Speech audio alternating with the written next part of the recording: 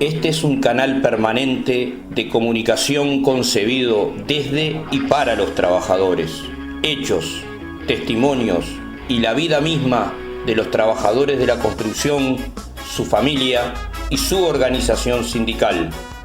Diseñado y producido por el Sindicato Único Nacional de la Construcción y Anexos, Zunca, PIT-CNT. Muy pero muy buenos días, compañeras, compañeros de la construcción, movimiento sindical en su conjunto, audiencia de CX30 Radio Nacional. Vamos a darle los muy buenos días a mi compañero y hermano de trabajo y de tarea, Jorge Teto de Melo. Buenos días, Jorge. Muy buenos días para toda la audiencia de CX30 Radio Nacional. Bueno, un día muy especial. Hoy ya empiezan a llegar saludos, en particular para Pablo Argencio como trabajador del vidrio. Vamos a estar hablando un poco de este día que se conmemora históricamente el Día de los Trabajadores del Vidrio. Y bueno, tenemos una mesa compuesta también. Menciónela. La mencionamos ya. Sí, bueno, menciónela. Bien, aquí a mi derecha se encuentra Emiliano Mandasen, de FENAPE, que bueno, vamos a conversar un poco sobre toda esta situación que estamos teniendo en la educación. Tenemos allí a su costado, Willy, a su izquierda, inmediatamente a su izquierda, a Carlos Clavijo, integrante del equipo de representación de los trabajadores en BPS, y más a su izquierda, no hay nada a la izquierda de él, Pablo Argencio, secretario nacional de Relaciones Laborales y bueno, también trabajador del vidrio. Por eso vamos a hablar un poco de eso. Vamos a hablar del vidrio y de alguna cosa más.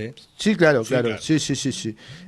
Antes de empezar a comentar sobre esas cosas, me gustaría, Willy, si usted me permite, hacer algunas menciones. Por ejemplo, hoy cumpleaños Esther Olivera. Un saludo a una fiel oyente de La Voz del Zunca, a Esther Olivera, así que vaya para ella, un saludo de feliz cumpleaños. Sí, lo siguiente, queremos saludar a toda nuestra audiencia. Les planteamos que hoy vamos a estar entregando 5 libros, estos libros, los de arriba, Estudios sobre la riqueza en Uruguay, que fue una iniciativa de Fuquan, si mal no recuerdo, sí. Donde está ahí Sintep, también FANCAP y el Zunca participando, así que 5 libros para entregar el día de hoy. En el último bloque. En el último bloque mandan al vivo de Facebook el libro y se lo llevan, o si no, mandan un mensaje de WhatsApp al 092-778980, 092-778980. Mañana martes 18 del 4 a las 10 horas, todos al ministerio, convoca ahí la gente de Supergas. Ahí están los trabajadores de Acodic y de Río Gas, que están en conflicto hace bastante, hemos hablado del tema. Mañana tienen esa reunión, convocamos a toda organización social, sindical a acompañarnos en esta lucha, como siempre, el pueblo con el pueblo. Convoca también el PIT-CNT, la coordinadora de sindicatos de ANCAP, el sindicato del gas también, FUESIS, así que bueno, queríamos comentar eso también. Tenía otra información para dar.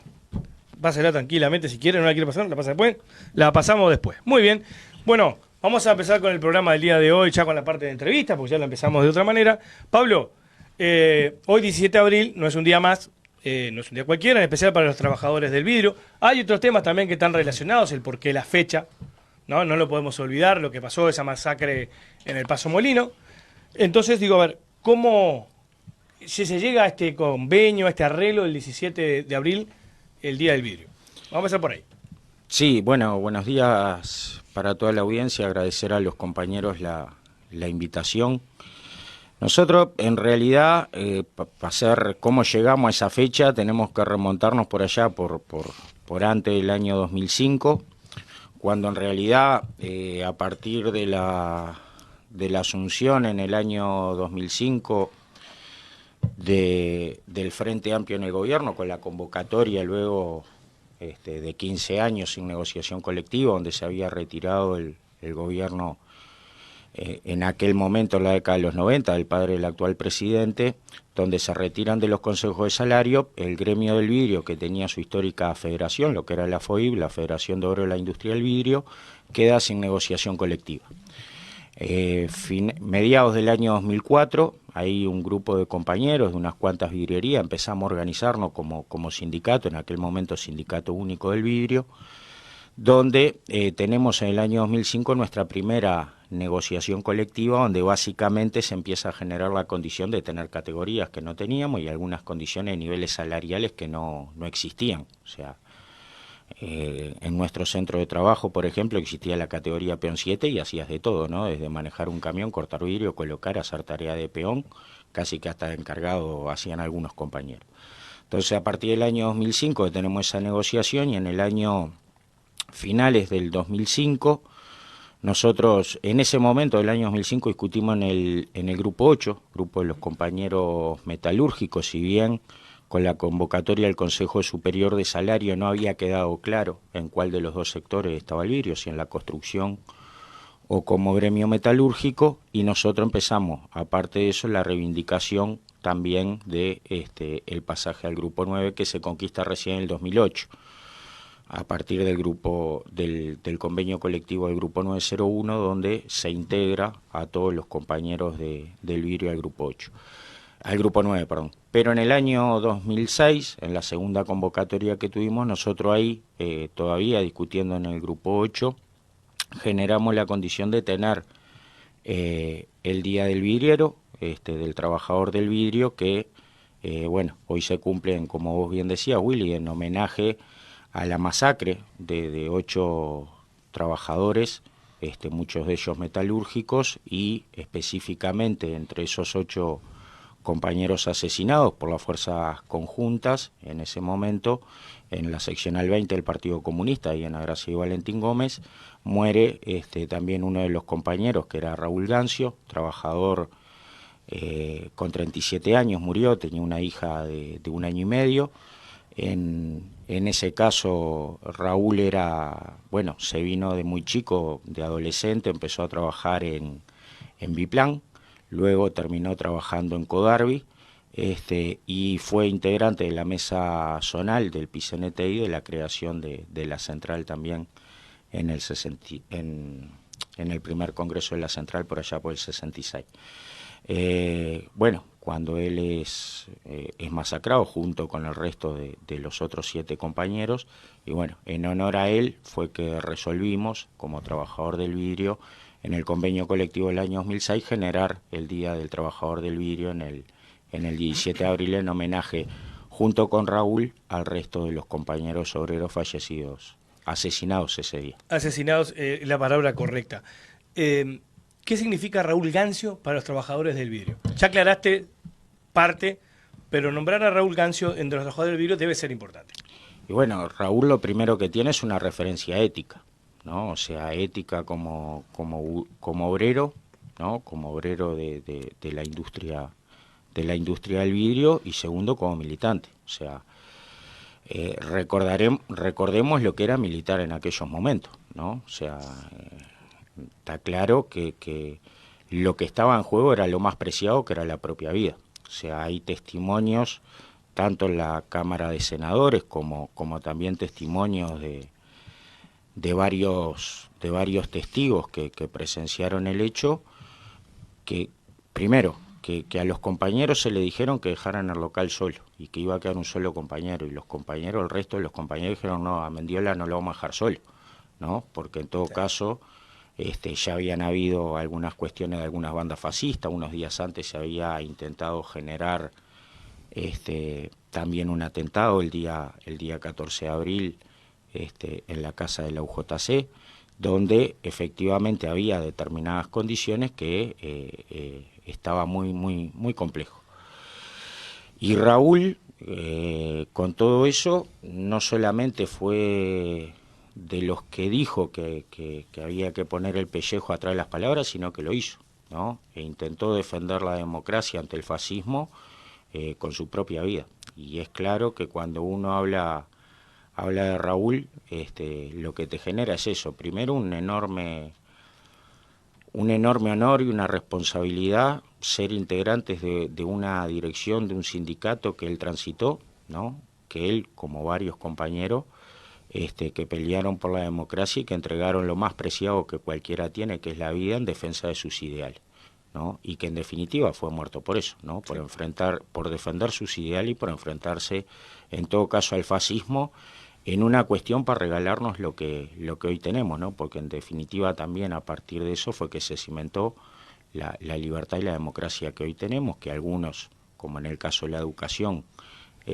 hay algunos sectores del gobierno que están intentando volver atrás, donde no puedas hablar, donde no te puedas expresar, precioso, te digo. pero bueno, efectivamente hablar de Raúl es hablar de eso, una gran referencia humana, sobre todo, y como compañero militante, obrero militante. Bien, ya que Pablo me levantó un centro bárbaro, Emiliano, volviendo un poco al tema del fascismo, está siendo cuestionado un trabajador en la educación porque le aplican una norma de la dictadura, pero más allá de eso, primero poner un poco en contexto a la audiencia, porque tampoco con la complicidad de los grandes medios de comunicación se dicen cosas que no son ciertas.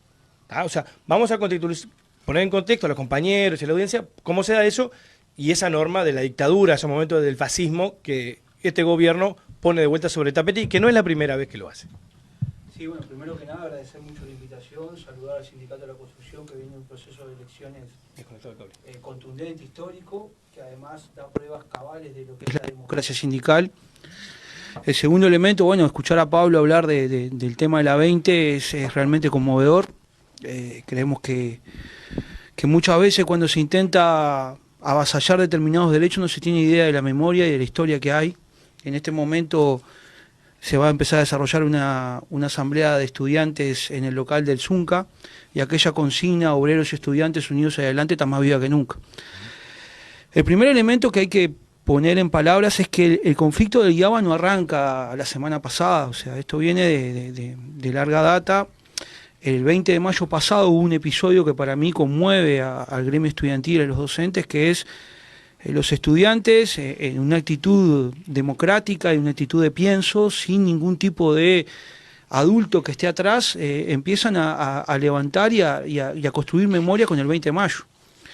Y la inspectora, que ahora no pisa el IABA, sino que manda a otros inspectores, lo que hace es arrancar. Estamos hablando de Cherro. Estamos hablando de la inspectora Catalina Videla. Videla. Esto genera una gran conmoción en el liceo y esto empieza a generar toda una situación muy tensa. Con algunas cuestiones difíciles de entender. Nosotros hicimos una visita hace pocas semanas con un técnico prevencionista de recorrida. El IABA está en ruinas, ¿no? Y acá también conectamos con lo que vamos a debatir dentro de poco tiempo, que es la rendición de cuentas de ese presupuesto, que también tiene implicancias directas en los trabajadores, en el sindicato de la construcción, en el sindicato metalúrgico, porque también habla de empleo genuino, ¿no? Que es un tema elemental.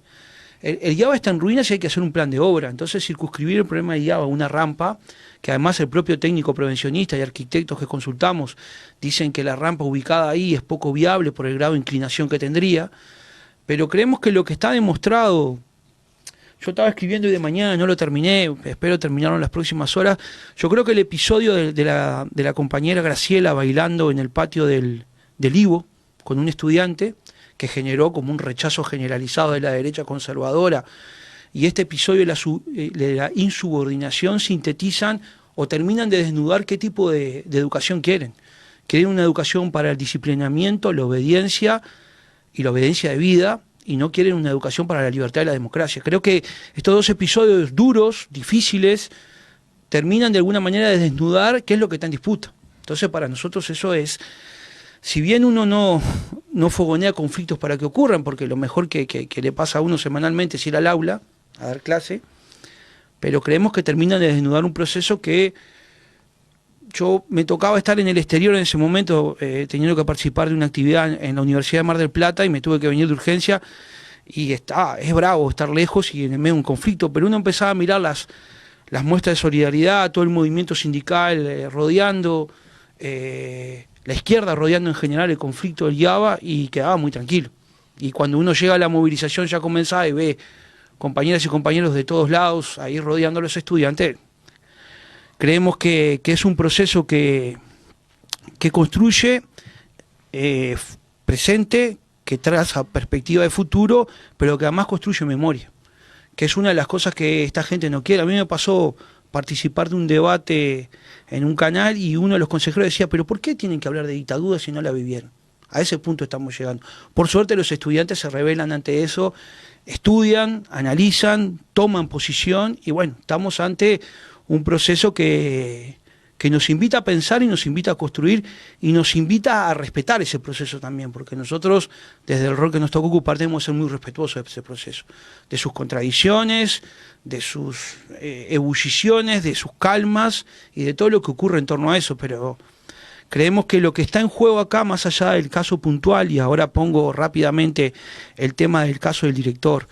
El caso del director es un caso de un director que lo que dice en las actas es que no está dispuesto a tomar decisiones que no sean viables. O sea, un director dentro de un marco de una construcción pedagógica tiene que ser un articulador, ¿no? Y lo que intentó fue articular con los estudiantes.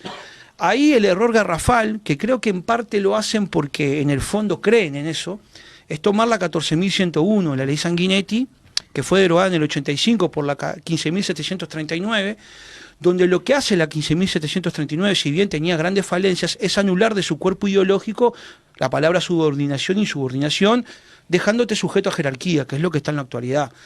Ese error deja plasmado ideológicamente qué piensan algunas jerarquías de la educación sobre qué tiene que ser el proceso educativo. Se lo termina separando del cargo en una decisión express, cuando nosotros hemos denunciado situaciones de persecución, situaciones de acoso a estudiantes, situaciones de violencia de género a estudiantes por parte de direcciones, y nunca vimos tanta prontitud para sumariar a nadie. Entonces, realmente fue bastante preocupante, pero bueno, el conflicto en este momento está en que nosotros estamos esperando que se convoque un ámbito formal de negociación, donde plantearemos... ¿Mañana no había una reunión sobre ese tema?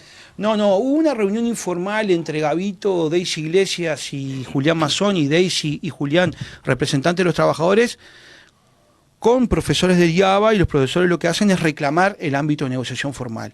Tenemos una situación donde Robert Silva no quiere sentarse a negociar, hasta ahora no lo ha manifestado, y el que tiene la representación legal del organismo es él. Es él. Porque además tiene doble voto en ese proceso. Y además, si no tengo mal entendido, corregime si me equivoco, además, mañana se pondría ese cargo, esa elección de horas estaría puesta para que se pueda elegir.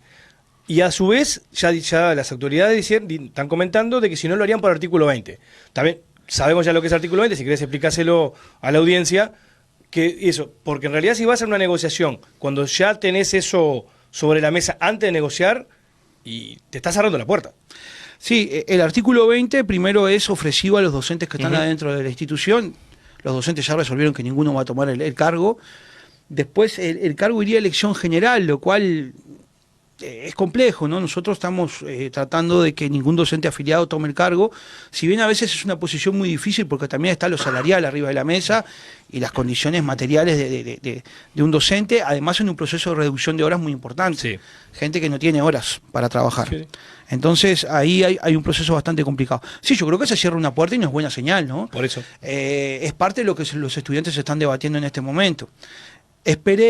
Nosotros esperamos que haya una reacción del otro lado en las próximas horas que permita comenzar a destrabar esta situación con una posición muy firme del gremio estudiantil, además, ¿no? El gremio estudiantil está muy parado en la situación de el cese del sumario al director y el tema del salón gremial y el arreglo global del IABA, que implicaría una inversión realmente muy importante, porque además es patrimonio histórico. Sí. Y nosotros la recorrida que hicimos, que vamos a revelar el informe completo en las próximas horas, porque hay que terminar de elaborarlo y poner en cada punto las fotografías que correspondan y eso, el problema del IABA tiene un problema estructural que abarca el edificio central y todo lo que es la parte del gimnasio, ¿no? Que también está seriamente comprometida.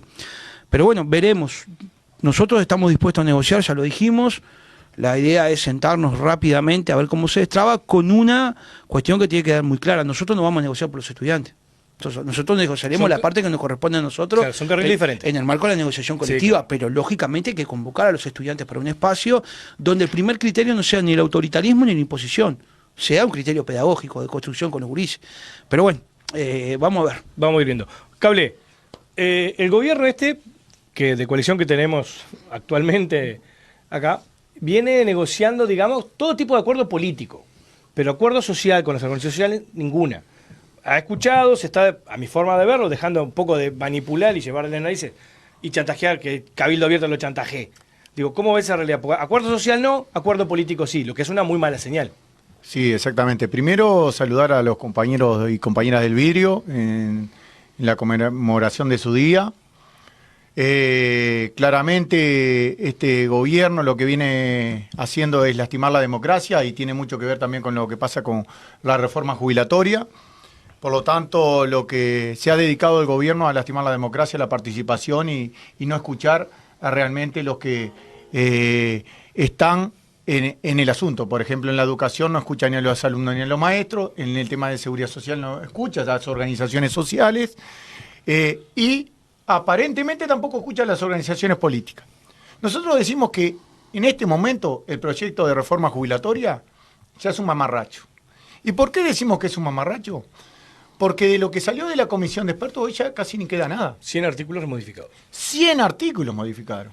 Imagínense que en 330 artículos, un 33% casi fue modificado. Está complicado para discutir así algo tan sensible que para la sociedad. Pero aparte, el método de discusión, porque en definitiva, el Poder Ejecutivo planteó que esto se había discutido en un diálogo social y se demuestra claramente que ya no hay ni diálogo social ni diálogo político. Porque después de haber resuelto supuestamente varias cosas, saltaron los mismos socios de la coalición a decirle que tal artículo lo querían cambiar, tal otro artículo lo querían cambiar. Y aparte, ¿por qué decimos que es un mamarracho? Porque el presidente de la República en Semana de Turismo, en vez de descansar, lo que hizo es cambiar figurita. Cambiar figurita con los líderes de la coalición. Y ya entonces se desvirtúa todo aquel proyecto de reforma jubilatoria. Porque lo que está cambiando es, bueno, yo te voto tal ley, vos me votás esta ley, yo te voto tal. Y eso ya desvirtúa todo. Simplemente por un capricho, por tratar de cumplir algo que supuestamente él dijo en campaña electoral, que también ahí nos falta la verdad. Porque en campaña electoral primero dijo que iba a ser una reforma de la seguridad social, la cual no es. Es una reforma jubilatoria. No dijo que no iba a cambiar la regla de juego, la cual cambia las reglas de juego a casi 1 millón de trabajadores y trabajadoras. Y también nos dijo que nos iba a incentivar a quedarnos más tiempo. Que también nos va a incentivar a quedar más tiempo para cobrar menos. Entonces, en definitiva... No suena muy claro el incentivo. No, es muy claro el incentivo. En definitiva, lo que nos viene haciendo es mintiéndonos. Pero mintiéndonos, y yo decía, rompiendo la democracia, rompió todos los ámbitos de diálogo, rompió todos los ámbitos de negociación, lastima la democracia. Lo que está pasando en todos los lugares, simplemente con relatos mentirosos, tratan de convencer a la sociedad que ellos tienen la razón. Sin embargo, cuando hay que discutir públicamente, ellos no están. Cuando hay que negociar y acordar con la gente, no están. ¿Por qué? Porque no sostienen el discurso. Y eso es lo que está pasando en este proyecto de ley. No están sosteniendo el discurso.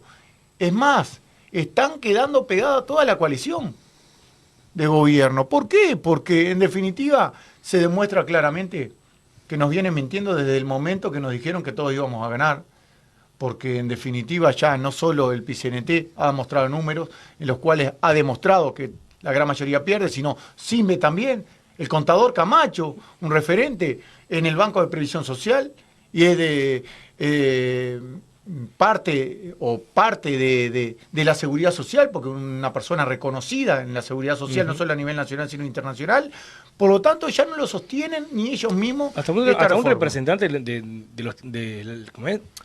las empresas, de los empresarios, dijo lo mismo. También ellos mismos manifestaron que está mal. Bueno, no solo las más de casi 80 organizaciones sociales que pasaron por el Parlamento están en contra de esta reforma. No solo el representante de los jubilados y de los trabajadores está en contra de esta reforma, sino está el representante de los empresarios. Y solamente 2 de las organizaciones que pasaron por el Parlamento estuvieron de acuerdo.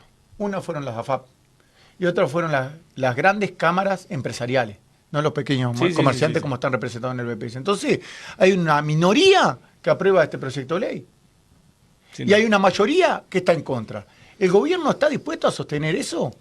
¿El gobierno está dispuesto a justamente bajarle la calidad de vida a los futuros jubilados y jubiladas, a recortarle jubilaciones y derechos? Realmente es bastante criminal, dijese Enrique Méndez en la última movilización. Bastante criminal esta reforma jubilatoria. Bien, después vamos a seguir contigo hablando sobre esos temas, pero vamos a darle los 5 minutos de fama y de gloria a mi compañero Jorge Teto de Melo. En su espacio, saludemos. Muy bien, el espacio está bien mencionado, la única parte que está bien. No busco fama ni éxito. Simplemente ya la tiene. Visibilizar. Ya la tiene, está a mi lado, ya la tiene. Muy bien. Visibilizar. Gracias, Damián, por ponerme la música. Eso fue usted que lo mandó a poner la música para que no me dejen. Usted me quiere censurar. No, jamás hago eso. Yo lo único que intento es visibilizar a todos y todas nuestros oyentes que de alguna manera se comunican. Y que hay muchísima gente en el vivo de Zunca Oficial. Ya casi 40 personas directamente mirando. Tengamos en cuenta que muchas personas están escuchando con otros y otras. Y después por la vieja y querida cantora también nos mandan mensajes a través de WhatsApp. Así que vamos a saludar un poco a algunos y algunas compañeras. Anda Leo Molina, Diego González y Lourdes Sotero, Esther Olivera, cual ya saludamos por su cumpleaños, la gran Majo Barragán, productora. Mirá, la productora del Mundo del Trabajo. Exactamente, que nos está siguiendo, así que le agradecemos también. María Laura Gómez Pacini, que ganó un libro. Magi Santana ganó un libro. Gustavo Muniz, Elizabeth Prieto, Eduardo Araujo, Daniel García, Nelly Cano, Esteban Corvo, Claudio Marcelo Malceñido, Juan Cousillas, Miguel González ganó un libro, Fabio Saracho, propio Ratón Horacio, Gustavo Faría, Jorge Indio Sosa Sosa, Cristina González y Carlos Ferreccio Míguez. Después vamos a comentar alguna información de una actividad que van a realizar en el Parque de los Fogones a fin de este mes por el tema del mes de la memoria o de los derechos humanos. Ahora después lo leo bien, así no me equivoco. Muy bien, entonces lo invito a ir a la pausa con la voz del Zunca. Una voz en construcción. Productora televisiva Román Producciones.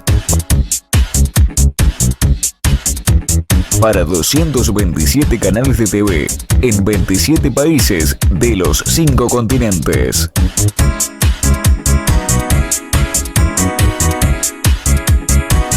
Desde Mercedes, Uruguay, para más de 90 millones de personas. Román Producciones, para el mundo latino. Aquí 2x3 llueve. En la construcción lo consideran los inversores al planificar, las empresas al presupuestar y el Estado al recaudar. El único que perdía era el trabajador. Ahora la lluvia no nos achica el salario. El Zunca nos une por más y mejores conquistas. Antes, los trabajadores de la construcción nos íbamos solo con la quincena. Ahora, más de 120.000 cuentas individuales del Fondo de Cesantía y Retiro fomentan un crecimiento estable y proveen apoyo en caso de cese. El Zunca nos une por un presente estable y un futuro mejor. Una persona que carga 5 televisores carga 50 kilos. Si carga 2 sofás, carga 50 kilos. Eso es lo que pesaba una bolsa de Portland.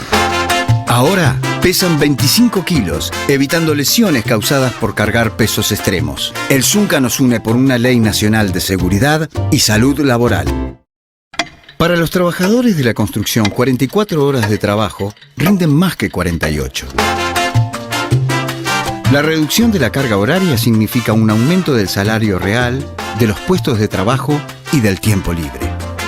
El Zunca nos une en la construcción de una vida digna. Hay obras que además de bloques, hierro y Portland, necesitan solidaridad. Las Brigadas Solidarias del Zunca han contribuido con más de 20.000 horas de trabajo solidario, movilizando a miles, construyendo, reparando y mejorando viviendas del Plan Juntos, escuelas, instituciones públicas y hogares para las familias de nuestros compañeros fallecidos en accidentes laborales. Es que el Zunca nos une en la construcción de una sociedad más justa y solidaria.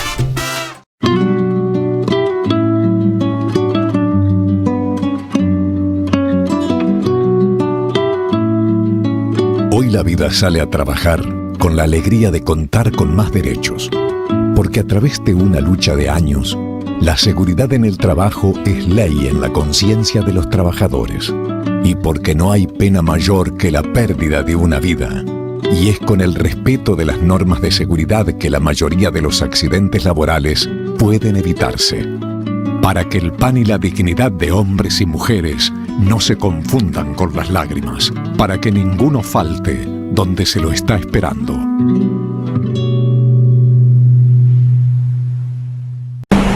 Los trabajadores luchamos por más y mejores elementos y protocolos de seguridad, para que nadie muera trabajando y para que la ley se ponga del lado de la vida. Cuidá lo que conseguiste. Zunca, Pizza NT. La reducción de la carga horaria de 48 a 44 horas semanales significó para los trabajadores de la construcción un aumento del salario real, de los puestos de trabajo y del tiempo libre. Cuidá lo que conseguiste. Zunca, Pizza NT.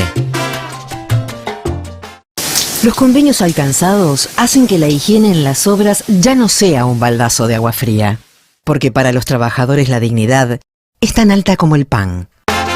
Cuidá lo que conseguiste. Zunca, Pizza NT. Cable, estábamos hablando que había 100 cambios en esta reforma jubilatoria, lo que, a mi entender, eso debería volver a discutirse en las organizaciones sociales, aunque no le dé mucho corte, pero por lo menos analizarlas, y a su vez algo que no se ha dicho mucho, y esto quiero que lo aclares, que supuestamente después a los 6 meses de entrada en vigencia esta reforma jubilatoria, todo aquel trabajador se jubilaría por este sistema. ¿Eso funcionaría así también? Bueno, en realidad no todo trabajador a los 6 meses, sino cambiaría, por ejemplo, la jubilación por incapacidad física para toda tarea, que en el gremio de la construcción estamos hablando que casi el 40% de los trabajadores de la construcción, lamentablemente, se jubilan por incapacidad física para toda tarea. Y se le cambia el cálculo.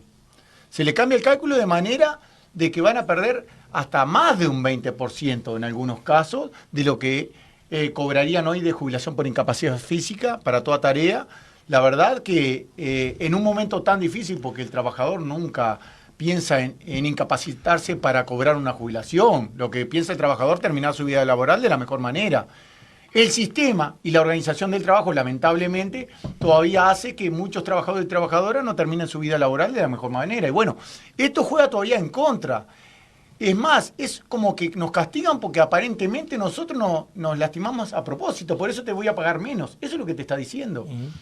Yo creo que acá en todo esto que plantea el gobierno, yo creo que hay hasta desprolijidad y falta de responsabilidad política por parte de algunos sectores.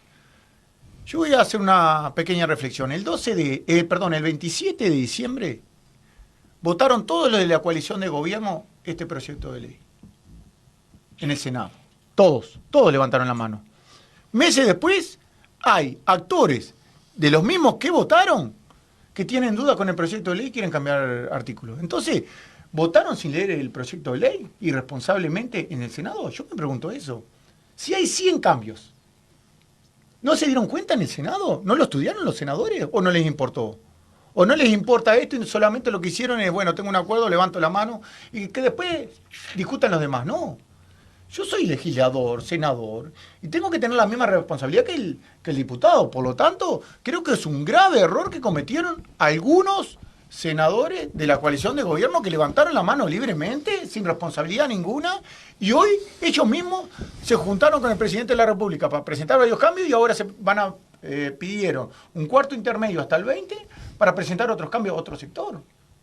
Bastante irresponsable por parte de los senadores que, en definitiva, tendrían que llevar la voz del pueblo y representarnos a nosotros como nos representan también los diputados. La verdad que a nosotros nos extraña eso, nos extraña que se esté haciendo el jueguito de cambiar figuritas por a ver qué te puedo dar y qué vos me das, sin pensar en la gente. Recordemos que estamos hablando de seguridad social, derecho humano fundamental, estamos hablando del futuro de los uruguayos y las uruguayas, de la protección social, que es parte de la protección social, son las jubilaciones y pensiones. Por lo tanto, muy irresponsable por parte de los actores del Poder Ejecutivo en este sentido, porque nos cambian la vida levantando la mano nada más. Ellos tienen que ser los garantes de la sociedad, no levantar la mano porque sí nomás.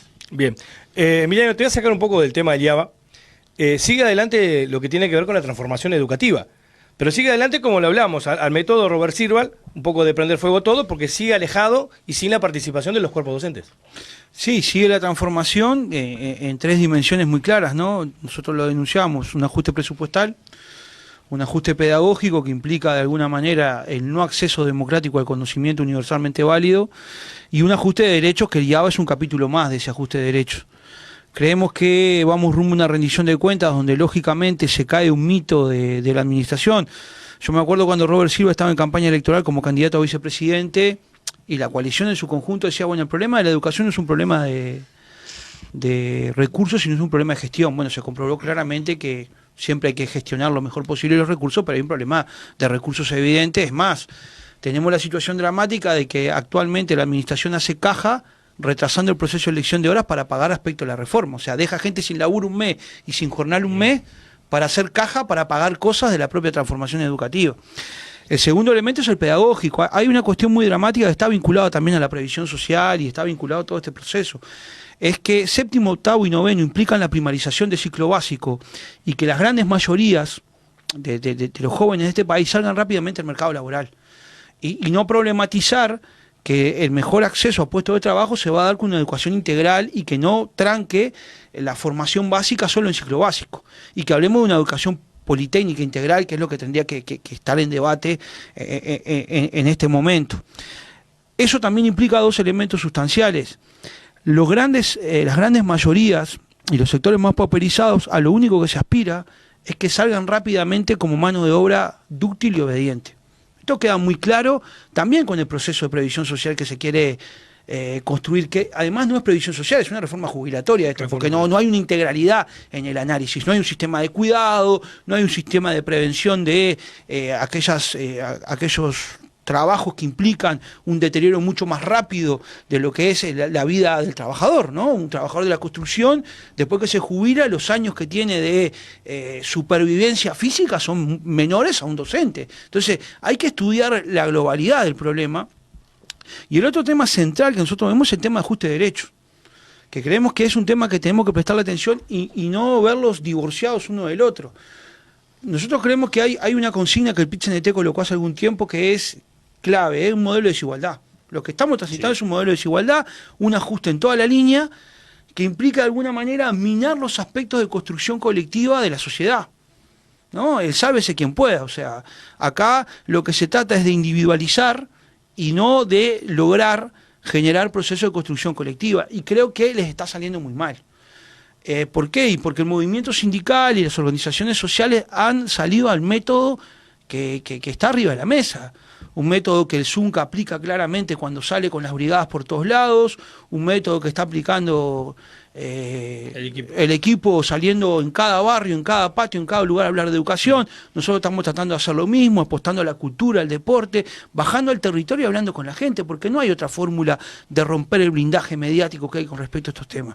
Pero nos parece que el tema de educación además es un tema que a nosotros por momentos nos cuesta de comunicarlo al resto de los trabajadores y que se comprenda claramente, porque es un tema muy específico, porque a veces nosotros no encontramos la terminología exacta. Creo que empezamos a transcurrir por un camino que nos permite eso. Se instaló culturalmente el tema en el carnaval, en cada rincón del país, y nosotros tenemos que seguir profundizando eso, e ir a cada sindicato, a cada barrio, a cada patio, a cada organización social, a hablar de educación, con un agregado. Tenemos que aprender a escuchar también. Es muy importante. Que a veces nos cuesta un poquitito también porque nos paramos en un lugar propio de nuestra formación de decir, bueno, nosotros somos los que sabemos de educación. Y ahí tenemos que abrir la cancha para que todo el mundo pueda hablar. Y creo que en esto hay un capítulo clave, Congreso del Pueblo. Nosotros ahí tenemos un paquete de propuestas ya aprobado que lo vamos a vehiculizar para todo el movimiento sindical, todas las organizaciones sociales, donde creemos que un capítulo importante de eso debe ser, bueno, el Congreso del Pueblo debe elaborar líneas reivindicativas y programáticas claras, las cuales discuta toda la sociedad, se apropie de ellas para un proceso educativo y un sistema educativo realmente democrático y democratizante. En ese marco es que vamos a poder enfrentar todo este ajuste en la línea. Y lo otro, también estar atento de otros procesos de otros sindicatos. La apertura de los consejos de salario para el ZUNCA y para otras ramas, para nosotros es clave, porque también ahí está vinculado el proceso educativo. O sea, el bienestar de la familia, de los trabajadores, también implica el poder acompañar el proceso educativo de sus hijos, ¿no? Porque una familia que tiene dificultades laborales mal puede de alguna manera acompañar el proceso educativo de su hijo. Y además otro tema, hay que ir a la exigencia en la rendición de cuentas de no carnaval electoral, que es lo que van a querer hacer. Creo que el movimiento sindical en su conjunto tiene una propuesta de inversión pública para que esa expansión del gasto sea dirigida hacia los sectores que tiene que ser dirigida. Bien, ¿qué fue? Se devolvieron gentilezas. Hoy te tiraste un centro para que yo le pregunté a Emiliano y ahora Emiliano hizo lo mismo con nosotros. Hizo lo mismo contigo en este caso. Hay unas modificaciones en lo que tendría que ver con la negociación colectiva, lo que tiene que ver con la personalidad jurídica, y nosotros, sin convenio colectivo, como trabajadores de la construcción, digo, ¿con qué panorama nos podemos llegar a encontrar con todas estas cosas que están sobre la mesa? Sí, bueno... Yo no sé si tiré un centro te mato. No. Te la hizo larga igual, No, básicamente es claro que nosotros somos de los que iniciamos este proceso de negociación colectiva. Nosotros estamos desde el 31 de marzo ya sin convenio colectivo. Hasta ahora no tenemos convocatoria por parte del Poder Ejecutivo. Es claro que ni siquiera hay pautas al día de hoy arriba de la mesa. No sería una novedad para nosotros, o sea, la novena ronda de Consejo de Salario también la iniciamos sin la discusión de pautas, pero es claro de que hay algunas señales por parte del gobierno en cuanto a las pautas y en cuanto al proyecto de modificación fundamentalmente de la negociación colectiva, que son bastante complejas, ¿no?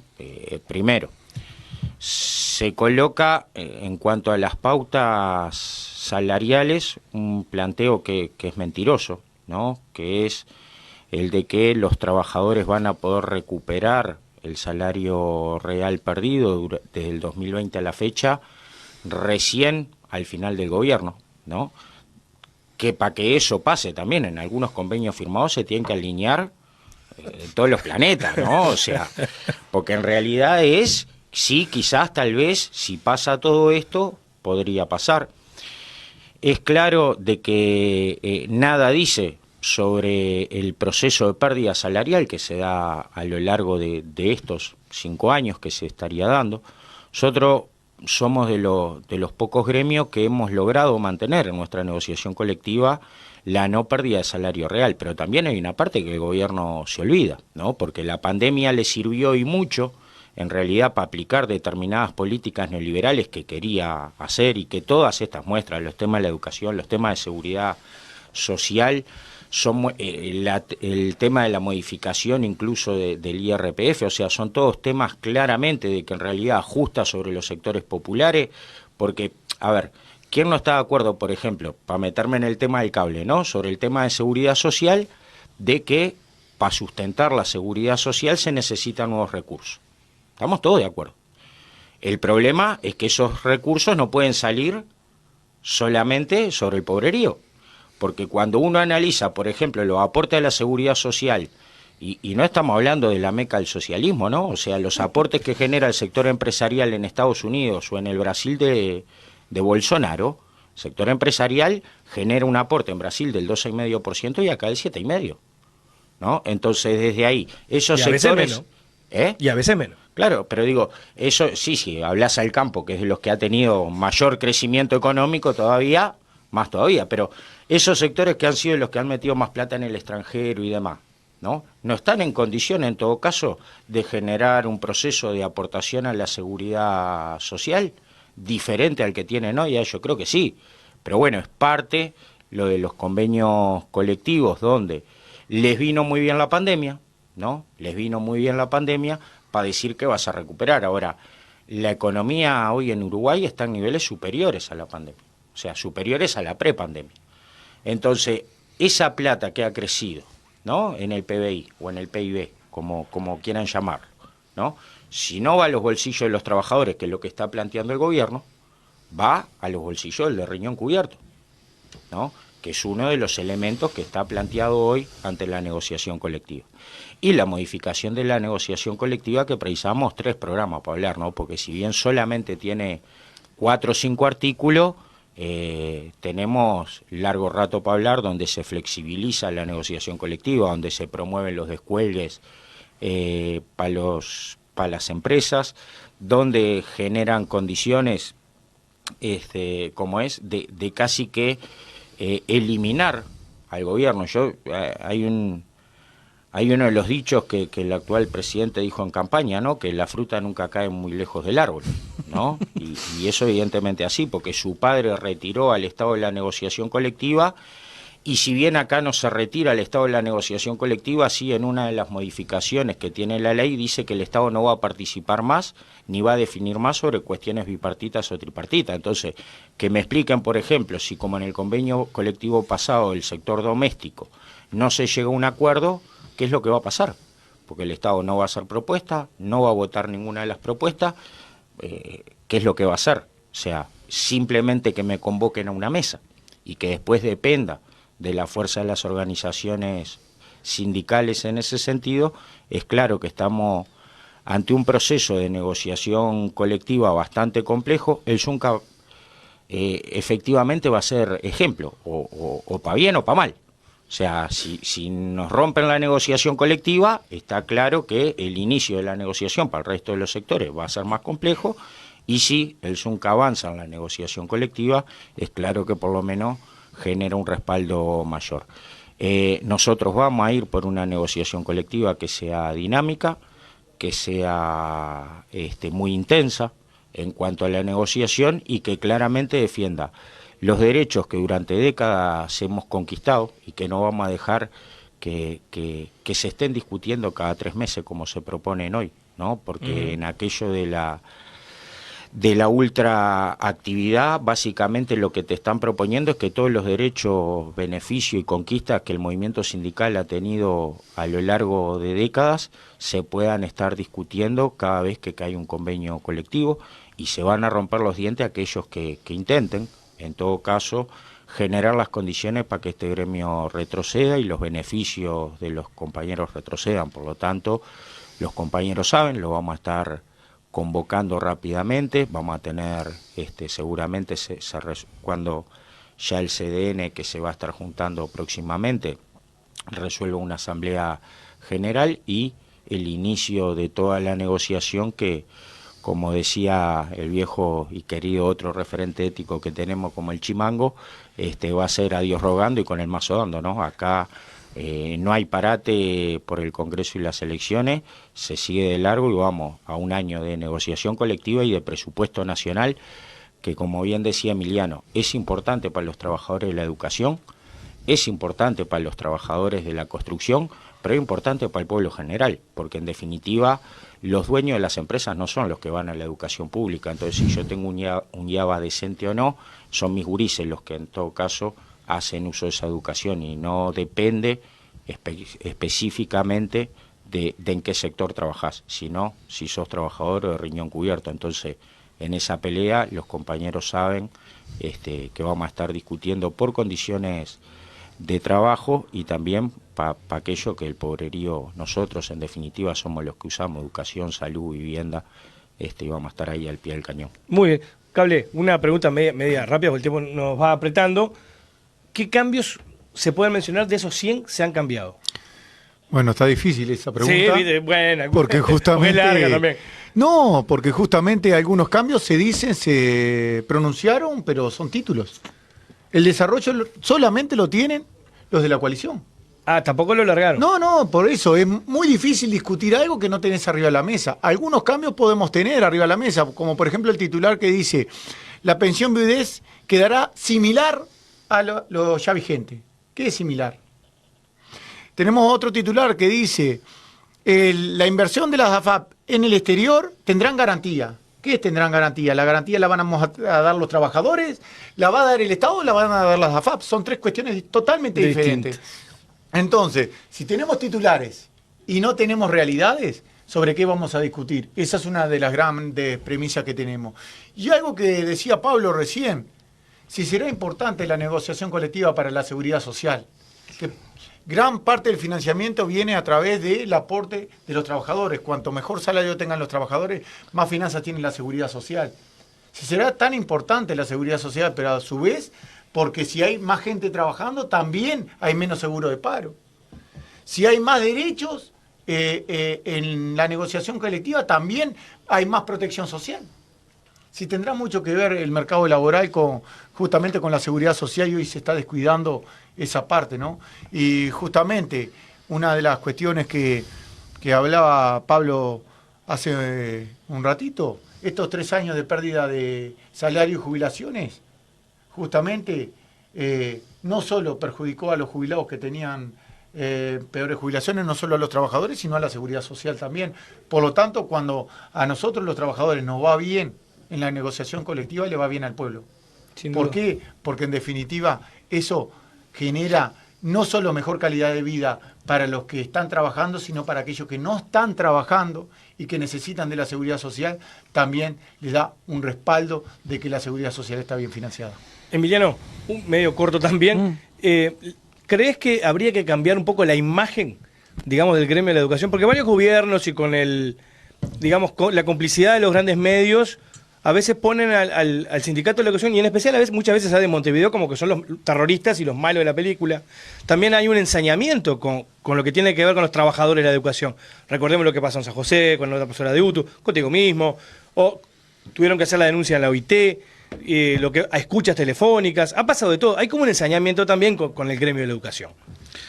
Yo creo que hemos transitado un camino de salir de un aislamiento que capaz que en algún momento nosotros mismos nos pusimos, ¿no? O sea, a veces uno le erra tácticamente y se pone en ese lugar. Creo que más allá de los grandes medios, lo que uno ve cuando recorre el país es un gran respaldo a la federación, del abajo, ¿no? Creo que una de las virtudes que hemos tenido es tratar de tener un discurso coherente y confrontar en algún momento, con algún error táctico sin duda, pero tratar de confrontar contra determinado modelo de educación que para nosotros es profundamente retrógrado para el pueblo. Pero creo que hay que seguir mejorando y eso se logra recorriendo el país, recorriendo los barrios, hablando con la gente, hablando con los compañeros de demás sindicatos, intercambiando. Después, sí, yo creo que el gobierno tiene graves problemas, ¿no? Yo calculo que hubo una reunión donde algunos actores prometieron poner la cabeza de FENAPES en una bandeja de plata y entregarla y que salió tiro para atrás, ¿no? Hay un fortalecimiento de la federación, producto no solo de sus virtudes, sino de un campo popular que comienza y entiende el problema educativo como un problema de todas y todos y nos ha respaldado. También el sindicato ha generado mayor apertura a escuchar los problemas de los demás sindicatos, porque a veces uno sin querer cae en un corporativismo excesivo y piensa que todos los problemas son de la educación y están todos los problemas vinculados claramente, pero yo creo que hay que seguir en ese trayecto. Cambiar la imagen creo que es tener también un marco de propuestas adecuado. Claro.